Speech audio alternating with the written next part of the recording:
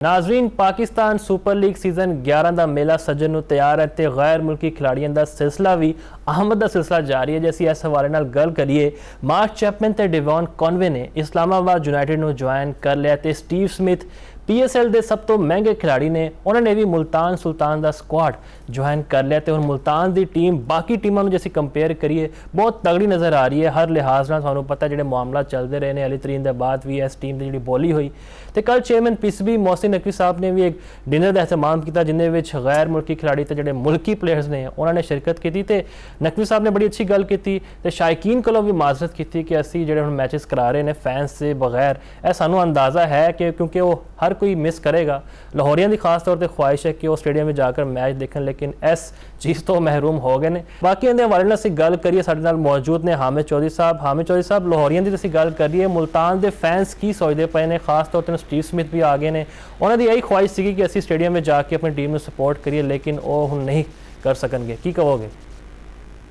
जी बिल्कुल, फैंस तो थोड़े मायूस जरूर ने, लेकिन अपनी टीम में भरपूर सपोर्ट करेंगे क्योंकि वजह है एनर्जी बहरान पूरी दुनिया इस वक्त एनर्जी बहरान है। जो पाकिस्तान क्रिकेट बोर्ड के चेयरमैन मोहसिन नकवी ने ऐलान किया कि असं क्लोज डोर यानी स्टेडियम बगैर शायकीन के मैच करावांगे तो शायकीन बड़े पुरजोश ने कि पाकिस्तान सुपर लीग का आगाज होना चाहिए, मुल्तान सुल्तान होना चाहिए।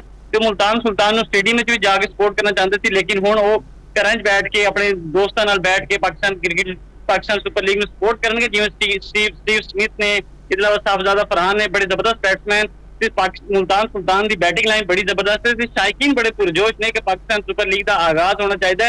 ये एनर्जी बहरान जरूर है, लेकिन अगर एनर्जी बहरान हल हो गया तो उसके बाद जो है वो वापसी आके स्टेडियम में जाके दोबारा मैच देख सकते हैं, क्योंकि चेयरमैन मोहसिन नकवी ने कहा कि 10 या 15 दिन जो भी ये एनर्जी बहरान वाला मसला हल खत्म होता है मसला, तो उसके बाद असीं पाकिस्तान सुपर लीग के जो मैचेस ने वो फैंस के नाल शेयर करेंगे ताकि फैंस स्टेडियम में जाके मैच देख सकन।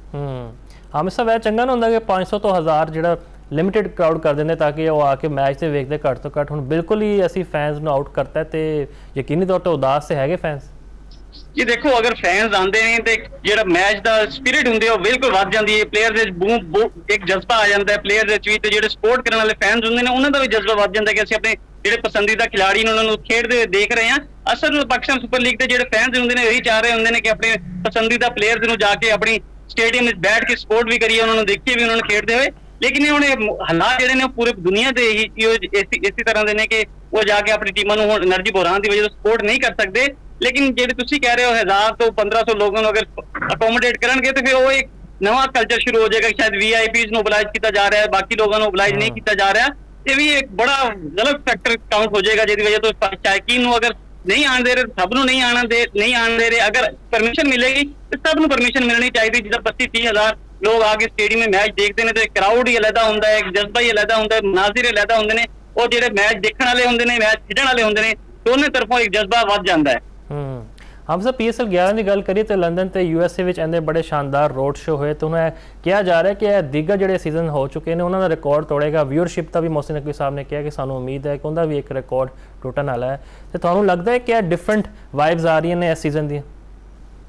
देखो जी, पाकिस्तान सुपर लीग का जो 11वां एडिशन है बिल्कुल मुनफरिद हो रहा है, क्योंकि पहले आज तक तुसी इदां दी जिहड़ी बूस्टिंग हुंदी सी, रोड शोज हुंदे सी, नहीं देखते सी पाकिस्तान सुपर लीग का। उदों पता चलता सी जो पाकिस्तान सुपर लीग का आगाज हो जाता सी। हुण ते इस दफा टीम बोलियां होईयां, उसदे अलावा जिहड़े प्लेयर्स दी ऑक्शनां होईयां ते काफी लंबा प्रोसेस चलिया ते मुसलसल पब्लिसिटी चलती रही पाकिस्तान सुपर लीग की, जिहदे वजह तो जो एक बूम है वो बन चुका है। हुण उम्मीद यही जाहिर की जा रही कि जिहड़ी व्यूअरशिप है वो भी वधेगी, क्योंकि पहले पाकिस्तान सुपर लीग जिन्नी भी हुई है उन्होंने इन्नी पब्लिसिटी नहीं हुई, इन्नी मार्केटिंग नहीं हुई जी इस दफा हुई है, जो नजर आ रहा है कि पाकिस्तान सुपर लीग की व्यूअरशिप है वो रिकॉर्ड होएगी। अच्छा हामिद चौधरी साहब, थोड़ी अपने पाकिस्तानी खिलाड़ियों की गल करते हैं। साहिबजादा फरहान तुहानू पता है प्लेयर ऑफ द मंथ करार दिते गए हैं। तकरीबन 10 साल तो ज़्यादा उन्होंने एक फर्स्ट क्लास क्रिकेट में एक्सपीरियंस है, डोमैसटिक खेड के वो अगे आए हैं। लेकिन असीं जे दीगर खिलाड़ियों की गल करिए, बाबर आजम, नसीम शाह, रिजवान तो साइम अयूब, उन्होंने रुझान घट नज़र आता है डोमैसटिक में। तो यही रीज़न है कि अज असीं जिहड़े साडे मेन खिलाड़ी ने वो पिछे ने बहुत। ये देखो, डोमैसटिक क्रिकेट बिल्कुल ही निखार दी है प्लेयर नूं। देखो, वसीम अकरम का दौर सी, वकार यूनुस का दौर सी, शोएब अख्तर सी, और जो किसी इंटरनेशनल टूर तो वापसी आते थे फौरन आके डोमैसटिक क्रिकेट स्टार्ट कर दें, जिसकी वजह उन्होंने जी फॉर्म सी बहाल रहते थे।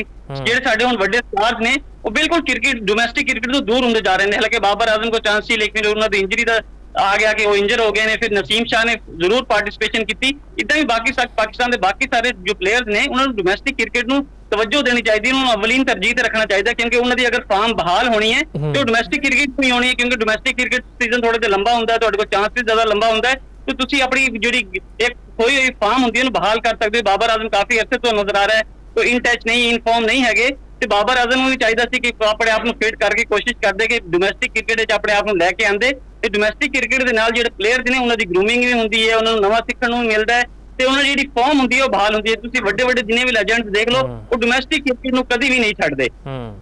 हामिद साहब फिर बाबर आजम जो इंजर्ड ने ज़्यादा जिम्मेदार साड़ी फिर सिलेक्शन कमेटी नहीं है, क्योंकि जिन्होंने मौका दिता है बाबर नूं ते फखर बारे किया गया है, आकिब जावेद साहब ने किया कि वो इंजर्ड सन ते असीं हुण तहकीकात कर रहे हैं, फिर जिहड़ा खिलाड़ी फिट है फॉर्म करे डोमैसटिक विच वो तो फिर सोचेगा कि मेरी परफॉर्मेंस का की फायदा जो मैंने प्लेइंग 11 में शामिल ही नहीं करना। देखिए यही तो साਡਾ ਸਭ ਤੋਂ ਵੱਡਾ ਕਲਚਰ ਖਰਾਬ ਚੱਲ ਰਿਹਾ, ਜਿਹਦੀ ਵਜ੍ਹਾ ਤੋਂ ਪਾਕਿਸਤਾਨ ਕ੍ਰਿਕਟ ਬੋਰਡ ਦੀ ਜਿਹੜੀ ਸਿਲੈਕਸ਼ਨ ਕਮੇਟੀ ਹੈ ਉਹ ਤੇ ਤਨਕੀਦ ਹੋ ਰਹੀ ਹੈ ਕਿ ਜਿਹੜੇ ਡੋਮੈਸਟਿਕ ਦੇ ਪਰਫਾਰਮਰਸ ਨੇ ਉਹਨਾਂ ਨੂੰ ਚਾਂਸ ਨਹੀਂ ਦਿੱਤਾ ਜਾ ਰਿਹਾ। ਅੱਗੋਂ ਜਿਹੜੇ ਆਰਗੂਮੈਂਟ ਦਿੱਤੇ ਜਾਂਦੇ ਨੇ ਸਿਲੈਕਸ਼ਨ ਕਮੇਟੀ ਦੀ ਜਾਨੀ ਤੋਂ ਉਹ ਵੀ ਇੰਨੇ ਜ਼ਬਰਦਸਤ ਨਹੀਂ ਦਿੱਤੇ ਜਾ ਰਹੇ, ਜੇ ਤੋਂ ਫੈਨਸ ਜਿਹੜੇ ਨੇ ਜਿਹੜੇ ਡੋਮੈਸਟਿਕ ਕ੍ਰਿਕਟ ਦੇ ਜਿਹੜੇ ਪਰਫਾਰਮਰਸ ਨੇ ਉਹਨਾਂ ਨੂੰ ਸਪੋਰਟ ਕਰਦੇ ਨੇ, ਕਹਿੰਦੇ ਨੇ ਕਿ ਇਹਨਾਂ ਨੂੰ ਲੈ ਕੇ ਅੱਗੇ ਆਉਣਾ ਚਾਹੀਦਾ ਹੈ, ਉਹ ਨਾਰਾਜ਼ ਹੁੰਦੇ ਨੇ ਕਿ ਕਿੱਦਾਂ ਦੀ ਲੌਜਿਕਾਂ ਦੇ ਕੇ ਤੁਸੀਂ ਸਾਨੂੰ ਆਮਾਦਾ ਕਰਨ ਦੀ ਕੋਸ਼ਿਸ਼ ਕਰ ਰਹੇ ਹੋ ਕਿ ਜੀ ਫਲਾਂ ਜਿਹੜਾ ਬੈਟਰ ਹੈ ਉਹ ਫਲਾਂ ਜਗ੍ਹਾ ਦੀ ਪੋਜੀਸ਼ਨ ਤੇ ਬਹੁਤ ਅੱਛਾ ਬੈਟਸਮੈਨ ਹੈ, ਲੇਕਿਨ ਉਹਦੀ ਹਾਲਾਂਕਿ ਐਵਰੇਜ ਦੇਖ ਲਓ, ਤੁਸੀਂ ਡੋਮੈਸਟਿਕ ਕੈਰੀਅਰ ਦੇਖ ਲਓ, ਨਾ ਹੋਣ ਦੇ ਬਰਾਬਰ ਹੈ।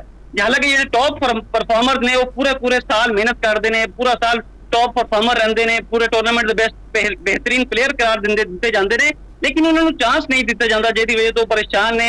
ਹੁਣ ਕਈ ਕ੍ਰਿਕਟਰਸ ਤੁਹਾਡੇ ਸਾਹਮਣੇ ਪਾਕਿਸਤਾਨ ਛੋੜ ਕੇ ਵੀ ਜਾ ਰਹੇ ਨੇ, ਉਹ ਬੜੇ ਦਿਲ ਬਰਦਾਸ਼ਤਾ ਹੋ ਕੇ ਟਵੀਟ ਕਰਦੇ ਨੇ ਕਿ ਅਸੀਂ ਪਾਕਿਸਤਾਨ ਨੂੰ ਛੱਡ ਕੇ ਜਾ ਰਹੇ ਹਾਂ ਸਿਰਫ ਇਸ ਵਜ੍ਹਾ ਤੋਂ ਅਸੀਂ ਪੂਰਾ ਸਾਲ ਡੋਮੈਸਟਿਕ ਕ੍ਰਿਕਟ ਦੇ ਬਿਹਤਰੀਨ ਪਰਫਾਰਮ ਕਰਦੇ ਹਾਂ, ਲੇਕਿਨ ਆਖਿਰਕਾਰ ਜਿਹੜਾ ਸਿਲਾ ਮਿਲਣਾ ਹੁੰਦਾ ਸਾਨੂੰ ਨੈਸ਼ਨਲ ਕੈਪ ਦੀ ਸੂਰਤ ਤੇ ਉਹ ਨਹੀਂ ਮਿਲਦਾ।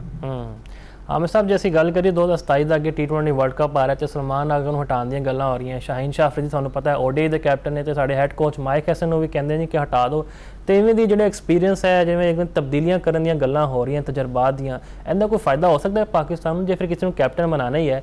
ਕਿਹੜੀ ਇੱਕ ਚੰਗੀ ਆਪਸ਼ਨ ਹੈ ਤੁਹਾਡੀ ਨਜ਼ਰ ਵਿੱਚ? देखो जी, सब तो पहले साडा तो सब तो बड़ा इशू यही आ रहा है कि पिछले ਅਸੀਂ अगर 24-25 महीने देखिए तो बहुत ज्यादा कोचेस भी चेंज किए, कप्तान भी चेंज किए, शफलिंग भी हुई टीम में, लेकिन साडी ਜਿਹੜੀ परफॉर्मेंस ने ਉਹ ਉਦਾਂ ਦੀ ਉਦਾਂ ਹੀ ਚੱਲ ਰਹੀ ਹੈ। ਜਿੱਦੋਂ ਤੱਕ ਸਕਰੂਟਨਾਈਜ਼ ਕਮੇਟੀ ਸਹੀ ਨਹੀਂ ਬਣੇਗੀ, ਸਕਰੂਟਨੀ ਸਹੀ ਨਹੀਂ ਹੋਏਗੀ, ਜਿੱਦੋਂ ਤੱਕ ਡੋਮੈਸਟਿਕ ਦੇ ਪਰਫਾਰਮੈਂਸ ਨੂੰ ਤੇ ਆਸਟਾ ਤੁਸੀਂ ਉੱਤੇ ਨਹੀਂ ਲੈ ਕੇ ਆਓਗੇ, ਮੈਰਿਟ ਤੇ ਚੀਜ਼ਾਂ ਨਹੀਂ ਹੋਣਗੀਆਂ, ਸਾਡੀ ਜਿਹੜੀ ਪਾਕਿਸਤਾਨ ਕ੍ਰਿਕਟ ਟੀਮ ਹੈ ਤੇ ਬਹਾਲੀ ਨਹੀਂ ਹੋ ਸਕਦੀ, ਕਿਉਂਕਿ ਪਾਕਿਸਤਾਨ ਦੀ ਪਰਫਾਰਮੈਂਸ ਹਰ ਦਫਾ डाउन तो डाउन हो जा रही है। एशिया कप देख लो, T20 वर्ल्ड कप देख लो, ਅਸੀਂ ਦੂਸਰੀ ਟੀਮਾਂ ਦੇ ਸਹਾਰੇ ਤੇ ਹੁੰਨੇ ਕਿ ਫਲਾਂ ਟੀਮ ਕੋਲ ਹਾਰ ਜਾਵੇ, ਸਾਡੇ ਪੁਆਇੰਟ ਟੇਬਲ ਤੇ ਸਕੋਰ ਉੱਤੇ ਆ ਜਾਏ, ਸਾਡੀ ਐਵਰੇਜ ਸੈੱਟ ਹੋ ਜਾਏ, ਫਿਰ ਅਸੀਂ ਸੈਮੀਫਾਈਨਲ ਵਾਸਤੇ ਕੁਆਲੀਫਾਈ ਕਰ ਲਾਂਗੇ। ਲੇਕਿਨ ਅਸਲ ਚੀਜ਼ ਜਿਹੜੀ ਹੈ ਸਾਡੀ ਪਰਫਾਰਮੈਂਸ ਉਦੋਂ ਹੀ ਆਏਗੀ ਜਦੋਂ ਸਕਰੂਟਨੀ ਮੈਰਿਟ ਤੇ ਹੋਏਗੀ, ਜੋ ਡੋਮੈਸਟਿਕ ਦੇ ਪਰਫਾਰਮੈਂਸ ਨੇ ਉਹਨਾਂ ਨੂੰ ਚਾਂਸ ਦਿੱਤਾ ਜਾਏਗਾ, ਫਿਟਨੈਸ ਤੇ ਖਾਸ ਤੌਰ ਤੇ ਤਵੱਜੋ ਦਿੱਤੀ ਜਾਏਗੀ ਕਿ ਪਲੇਅਰ ਉਦੋਂ ਤੱਕ ਉਹਨਾਂ ਨੂੰ ਸਿਲੈਕਟ ਨਾ ਕੀਤਾ ਜਾਵੇ ਜਦੋਂ ਤੱਕ ਉਹਨਾਂ ਦੀ ਫਿਟਨੈਸ ਕਲੀਅਰ ਨਾ ਹੋਵੇ। ਇਹੀ ਸਭ ਤੋਂ ਵੱਡਾ ਇਸ਼ੂ ਹੈ। ਦੇਖੋ ਹੁਣ ਫਖਰ ਜ਼ਮਾਨ ਨੂੰ ਤੁਸੀਂ ਖਿਡਾਇਆ, ਬਾਬਰ ਆਜ਼ਮ ਨੂੰ ਵੀ ਖਿਡਾਇਆ, ਫਿਰ ਉਹਦੇ ਬਾਅਦ ਤੁਸੀਂ ਕਹਿ ਸਕਦੇ ਹੋ ਅਨਫਿਟ ਸੀ, ਅਨਫਿਟ ਦੇ ਬਾਅਦ ਇਨਕੁਆਇਰੀ ਹੋ ਰਹੀ, ਇਨਕੁਆਇਰੀ ਦਾ ਕੋਈ ਨਤੀਜਾ ਨਹੀਂ ਨਿਕਲਣਾ। ਪਾਕਿਸਤਾਨ ਨੇ ਹਮੇਸ਼ਾ ਇਨਕੁਆਇਰੀਆਂ ਕਮੇਟੀਆਂ ਬਣਦੀਆਂ ਨੇ, ਉਹਨਾਂ ਦੇ ਨਤੀਜੇ ਕੋਈ ਨਹੀਂ ਨਿਕਲਦੇ, ਹੁਣ ਵੀ ਇਹੀ ਹੋਏਗਾ ਕਿ ਇਨਕੁਆਇਰੀ ਕਮੇਟੀ ਦਾ ਕੋਈ ਨਤੀਜਾ ਨਹੀਂ ਨਿਕਲੇਗਾ। ਬਿਲਕੁਲ ਜੀ, ਨਤੀਜਾ ਨਹੀਂ ਨਿਕਲੇਗਾ ਤੇ ਅਸੀਂ ਹਮੇਸ਼ਾ ਇਹ ਕਹਿੰਦੇ ਹਾਂ ਅਗਰ ਮਗਰ ਹੋ ਜਾਏ ਜਾਂ ਫਿਰ ਰੋਜ਼ੇ ਚੱਲਦੇ ਪਏ ਸ਼ਾਇਦ ਅਸੀਂ ਜਿੱਤ ਜਾਈਏ। ਅਸੀਂ ਆਪਣੀ ਪਰਫਾਰਮੈਂਸ ਤੇ ਕਦੀ ਵੀ ਧਿਆਨ ਨਹੀਂ ਦਿੱਤਾ, ਦੂਜਿਆਂ ਦੇ ਸਹਾਰੇ ਅਸੀਂ ਰਹੇ ਹਾਂ। ਬਹਿਰਹਾਲ ਦੁਆ ਕਰਦੇ ਹਾਂ ਮੁੰਡੇ ਸਾਡੇ ਹੀ ਨੇ, ਅਸੀਂ ਇਹ ਟੀਮ ਨੂੰ ਸਪੋਰਟ ਕਰਨਾ ਹੈ, ਬੈਕ ਕਰਨਾ ਹੈ ਤੇ ਉਮੀਦ ਕਰਦੇ ਹਾਂ ਕਿ ਟੀਮ ਵਿੱਚ ਬਿਹਤਰੀ ਆਏਗੀ। ਤੇ ਬਹੁਤ ਬਹੁਤ ਸ਼ੁਕਰੀਆ ਹਾਮਿਦ ਸਾਹਿਬ ਤੁਹਾਡੇ ਵਕਤ ਦਾ।